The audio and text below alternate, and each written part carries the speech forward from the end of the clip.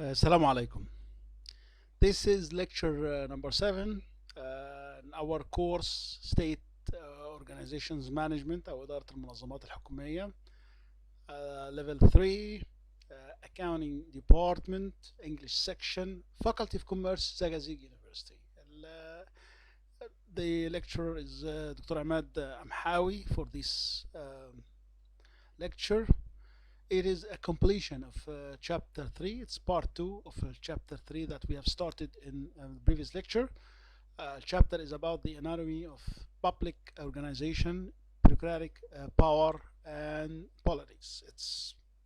Let me remind you, the whole chapter is about the internal side of public administration as a system, and mainly we are focusing on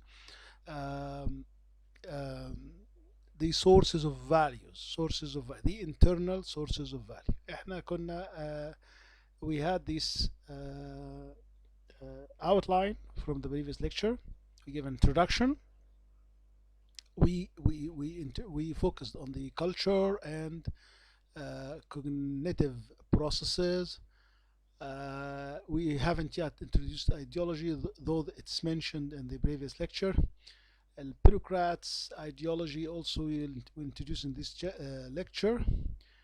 And in this chapter, inshallah, we will introduce the cognitive processes and value system, foundation of bureaucratic power and ideology, the organizational structure, and bureaucratics as politicians, and a concluding slides about sources of value. Okay, let's start with the bureaucratic ideology. Ideology اللي هي ideologia. It's a subset of organizational culture, and it's what you believe is the best for a specific issue. You believe that the best for economy, Egyptian economy, for example, that we go right wing. We do it in the capitalism way. This is my ideology. Another ideology is to do it in the left wing, which is the socialism way. So what is your ideology about sports? Your ideology about family? Right, so we always have such ideology. يعني we have عقيدة معينة, we have some best way of doing things. Let's see the definition here. It's a verbal image of the good society and achieve means of constructing such a society. Right, so what is the best way for doing this? What is the right way for doing that in a main issue? Of course, this is one important source of internal values, because this is what people believe what is right in something. طبعا ideology helps in some aspects. It emphasizes the benefits of agency policy and de-emphasizes the cost of these benefits. If you have some ideology and you believe in that, so you are able to explain the benefits of agency policy and how the costs of introducing such policy are not that big comparing to the benefits. So having a policy, having an ideology, بيديك عقيدة معينة, بيديك إيمان, right? You have a belief in something. Also, such ideology enable you to justify why do we need to be bigger and better why do we need to expand, not to be smaller and contract the agency. Also, ideology give you the ability to emphasize the desirability of its efficiency and centralized coordination. If you have an ideology in your public organization, it helps you promote its achievements and future capability rather than failure and current inability. So it gives you a drive, actually a drive. يعني بتديك كده حماس وبتديك ability to explain and show that you have beliefs in something and how do you manage such a place. Ideology also as well, completing what it helps, provide shortcuts to policies, programs, and most acceptable ones by external society. طبعا ideology is something deep inside people, and they all collectively believe in something. So they are stable, they are coherent, and they help bureaucracy, البيروقراطية. They help bureaucratic people. Bureaucratic people are the people working in public administration. They help them to cope with uncertainty. So we have an ideology that this is the best way to deal with children, homeless ones, for example. And if your ideology to do that showed some problems, so because you believe in what you have done, you have an ideology, you are able to deal with such uncertainties, such problem. You explain why, because we have this, and that would produce something positive in the future, and so on. Bureaucratic ideology are more flexible than political parties in response to changes. This is برضو one aspect of ideology. They are more flexible and they can change with comparing to political parties. طبعا political parties they always have platforms احنا قلنا عامله كده زي ميثاق, right, that shows their main ideologies, but ideologies in public are more flexible than the ones with political parties.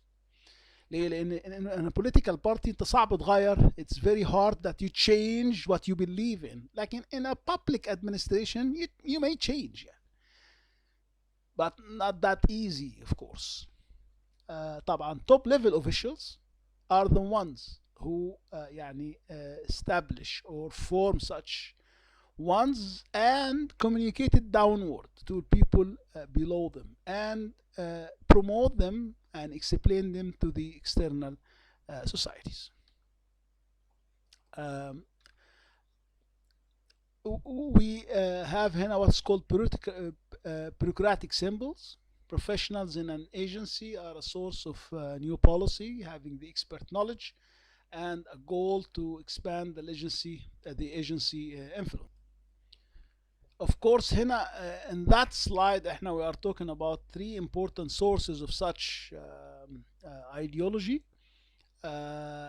in any bureaucracy, in any bureaucratic organization, such as public organizations, of course. Professionals, political executives, and civil servants. The professionals اللي هم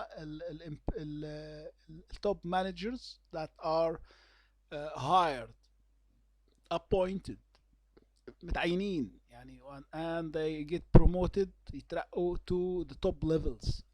We have political executives, that the one that came by elections, and or appointed by parties, and they may control the professionals and the civil servants out there.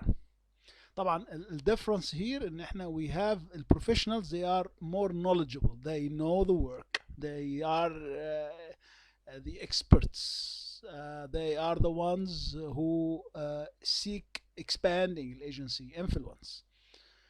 The political ones, their main concern is outside, to serve people and to respond to شعب. And how can we control such bureaucracy for the benefit of the people? Right, in the middle we have the civil servants, الموظفين العاديين بقى اللي هم civil servants, stay longer than the politicians, and they have better chance to influence because they are the one who do that, who they implement that. فطبعا what they do represent symbols, رموز that are that form the ideology of any organization. Who uses ideology? What we call it هنا, our text call it the consumers of ideology. طبعا we have externals, users, and internal ones. Some of the externals are important external, we call it هنا active externals, right? So if you have an ideology for department of our Ministry of Finance مثلا. So all the investors, all the companies are active external to the ideology of such ministry. يعني لو وزارة المالية مثلا لها ideology معينة، الactive external ليها كل المستثمرين. All the companies, the businesses, right, whatever their policies, directions came from some ideology, they affect them. However, we have some passive external ones. External like they are not really influenced. So they are maybe remotely affected by the agency. So المدارس المستشفيات, they may be not influenced by that, but somehow remotely, indirectly influenced. Also internally, we have some internal parties that are active users or consumers of ideology, and some other are passive as well. The active internal, they deal with it directly. Any employees inside, they get influenced by ideology, or any also as well managers or employees or politicians, or they get influenced but in an indirect way. The term constituency the political term. احنا we use it instead of using the term stakeholders that we use it in management courses in general. يعني ال constituency هنا is related to the one the stakeholders that have the right to vote for you, right? So it's the same like المعنيين by your organization, your business, your ideology, right? But in politics, they are the ones who can vote and choose you to represent them. That's what it meant by this is why we use constituency. It has some political flavor. So bureau, constituency, they are vested interest group. You see here, it is the one that is related to stakeholders. Vested interest group, supporters, clientele, direct beneficiaries. You don't use customers, you use clientele اللي هم الزباين يعني بتوعك. It's another political term that we have here. Direct beneficiaries and suppliers. So it's an important term whenever we are talking about the consumers of ideology. Symbolic management, it's all about symbols that are generated by the ideology of the organizations. Symbols are manifested or shaped in terms of plans, manifestations, strategies, goals, objectives. These are symbols that management use to show their ideology. Ideology involves investing time and effort to build external support and internal cohesion. Its information should be provided freely to its constituency using TV, press releases, and so on. This is how public administration professionals, politicians, civil servants defend and show and promote and communicate their ideology by some symbolic management arrangement. They use the press, they use the media, they explain to the external supporter, to the internal ones. Okay, التكست هنا الحقيقة مسميها symbolic management. You see here there is some political expressions we have here in our course, of course, because our course has a lot to do with politics. طب what do we do whenever we have some outmoded ideology؟ يعني ايديولوجية يعني عفى عليها الزمن. Usually public administration organizations, they may يعني be stubborn، يعني دماغهم ناشفة. They don't change their ideology although it's outmoded, so they retain such obsolete ideology and keep manager behavior consistent with it. This is the worst way to deal with outmoded ideology, internal ones, right?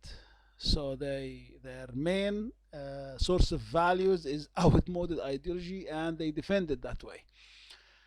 Or they may retain the obsolete ideology but modify their behavior consistent to their interest interests of their beneficiaries. Here we have some improvement. We keep the ideology, we defend it,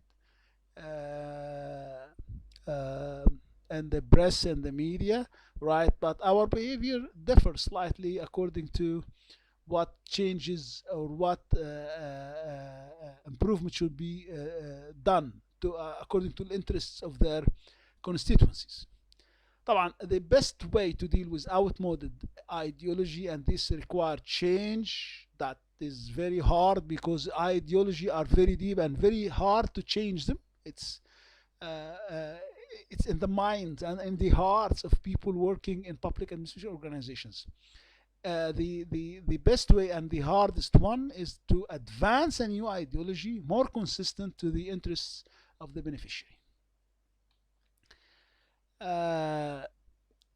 Another point we have in our chapter here, organizational effects on cognitive process and value value systems. Cognitive processes are influenced in any organizations by some important aspects like the jargon. It's your special language and vocabulary you use for a specific work profession or a business or something like this. Such jargon affect how you think, how you understand life around you, how you learn and so on. jargon معناها اللغة الخاصة بتاعت أي business. يعني for those working in computers, they have their own vocabulary. They have those words like RAM, ROM, HDD, right, synchronize, and so on.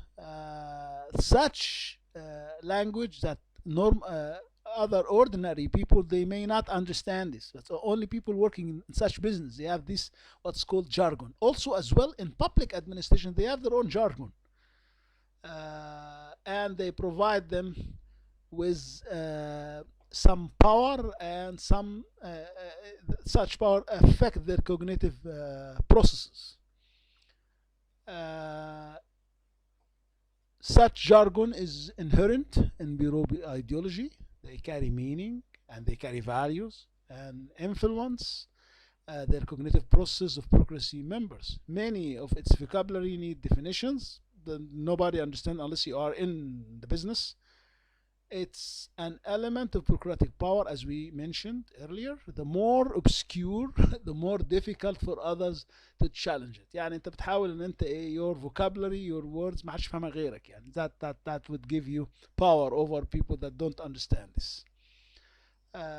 ده برضو part of internal influences of public organizations. We have another term here, bureaucratic power, نفوذ. That such power if you notice, we are talking about what happened inside a public organization. We have here power as well. We have what's called jurisdiction areas. It's دي منطقة التخصص بتاعتك أو الصلاحيات that you have according to your position, organization structure, and units. According to that, you have some power. Also, as well, you may have that power because you know something, you are expert in something. Okay, and also power may come from some political capability of bureaucrats. You have some ability to influence. You have some groups that supports you. All these are called political capabilities. You can talk, you can motivate people, you can lead people. All these are called political capabilities that gives you power as well. You have political support from legislators and executive branches. يعني انت التوب level كمان بيساندك. فانت this is called political support as well, that provide you power as well. Support from cliently or other vested any constituencies, the term we use, that gave you power as well. One important part of what happens inside the public administration is power is very influential for managing a public administration. Another source of influence, of source of value, internal value, هو how your organizational structure is shaped. According to theories in management, organization structures are shaped according to 4 different bases. According to the purpose, this is the first base, البروسيس, البليس and الكلاينتلي. يعني organization is shaped according because it has according to its purpose. For example, some regulatory organization that has a specific purpose for environment protection, right? So you will see its structure is divided, its levels and departments according to types of environmental protections. A branch to the land, another to the water, and another to the wastes. المهم ان هي ايه how it is related, how the structure is related to the purpose of such organization. Another organization is shaped or structured according to the process. They have, and this is very important for routine ones, the ones that are dealing with repetitive routine transactions. So for example, if we are talking about dispensing grants to public, or one related to some process for serving citizens to finish some paperwork, the process is very important. You will find the structure of the organization is divided into departments according to the steps of dealing with such a process. We first do that, right, to serve the citizens. So we dedicate a department for such step, and then we do this, okay, in our process. So we dedicate or we designate a department for that, and so on. In dispensing grants, for some people we may have different departments, different level and managers according to the process. A process means how the work is organized. We may have a structure according to place, زي local government. In local government, we have governorates, cities, districts, villages, and so on. So the structure is highly shaped by the place. The last one is highly democratic. We are dealing with being very responsive to customers, to clientele. Example, supporting students or farmers. This is a structure that is غالبا يعني الorganization structure بيبقى how do we deal with the demands and needs and the services required to students or farmers or citizens or people working اللي هم merchants in the street, or something like in dealing with traffic or something like that. Different types of structures according to البيزز الفلسفي of shaping your structure.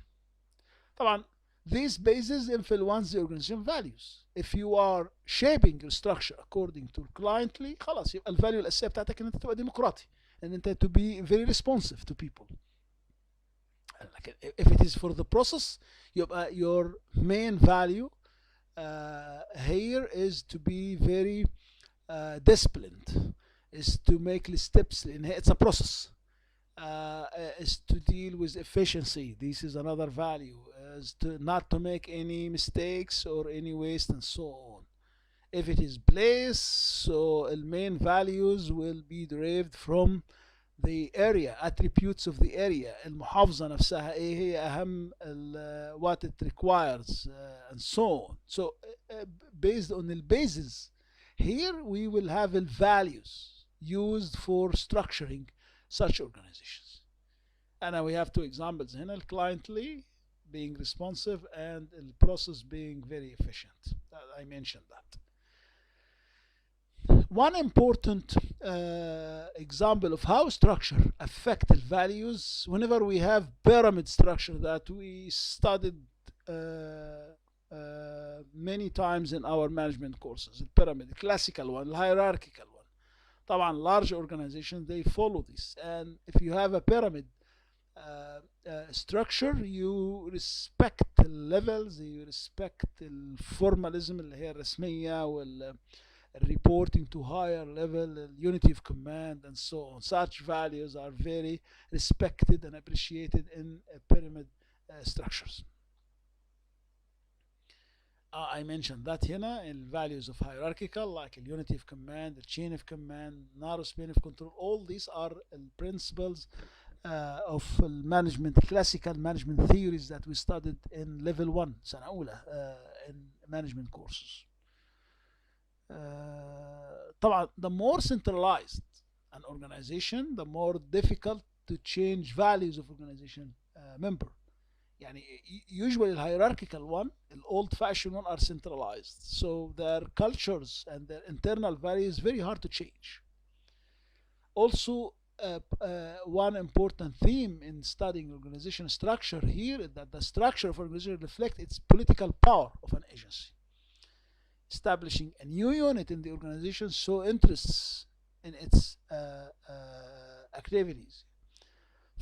If you are a manager of a public administration place and you enlarge it, you give more power to some department, ده معناه ان انت you have some values that make you provide more power to such department. So if you look to any organization and found some areas has bigger ones, you can tell what values such organization is. So structure really reflect the values adapted in such organization. There are 6 models of place based ownership of economic enterprises as follow. ده مبدأ مهم برضو. How structures of place based ownership، يعني في حالة المنشآت اللي هي ملكيتها ملكية place based. طبعا ده في المنظمات الحكومية الكلام ده. We have 6 types هنا. According to our text, we have 6 types here: models of place based ownership in public administration, community owned corporations. It's like in a village or in a city that they form a corporation or something and it's owned by its citizens, and طبعا they have shares or something only for people living in this village or in this city. So it's called community owned corporation. Such corporation maybe not for profit like this one, it could be non-profit corporation. It's the third sector. We have طبعا private, we have public, and this is the third sector, non-for-profit corporations. Corporations that is made for established for providing a service for people, and they may rely on grants and donations and stuff like that, or maybe by the government and so on. البلدية municipal enterprise, this is local, is owned by local government في المحافظات وفي المدن, different ones. Also you may find an organization that is owned by الconsumer بتاعتهم. يعني مثلا أولياء الأمور in a place they may build and establish a school for their kids, or a hospital, healthcare place, or some جمعية تعاونية للإسكان مثلا, for example, that is owned by a group of people to build some buildings for settlement or for theirs to live. Also, we may find some organizations, smaller ones, employees in some place, يعني موظفين في الجامعة عندنا, they may form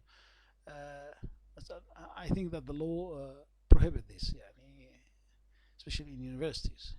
يعني in some places they may form some يعني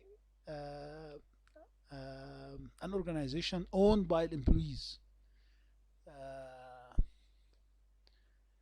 Also, we have the last one, community development corporations, اللي هي CDCs. This is non-profit help for generating jobs and services. You may have some corporation that generate jobs and services for the owners of such corporation. The last slide we have here in that chapter, it is يعني especially in the modern way of dealing with public administration issues, bureaucrats should work as politicians. This is what is recommended by the text. And bureaucrats usually look for their work as it is specialized work. They should be efficient and competent of whatever they do. But because it's public place, they should work as politicians as well.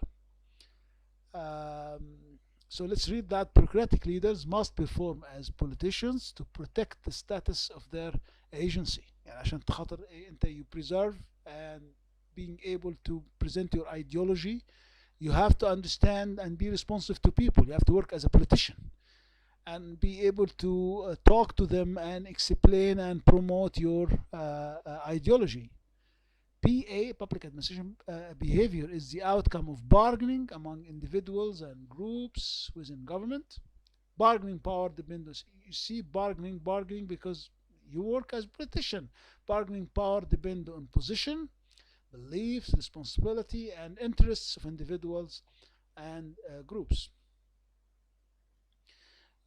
Also, working as a politician, you need to have some bargaining skills and power. That power depends on such things we listed here. And there are some human and individual ones you need to or to develop in yourself, such as being persuasive, able to affect and influence people, perceptions of bargaining advantages, your understanding of how bargaining is important for you, affect the information you get from people and provision you provide for people, and being able to control and manage your public organization. That was the last thing we introduced on this chapter. I'm sorry, I'm trying to be quick because I wanted a lecture that should be in 2 hours be presented in like 30 minutes or something like this. Thank you, and next lecture inshallah will be on chapter 4. Thank you.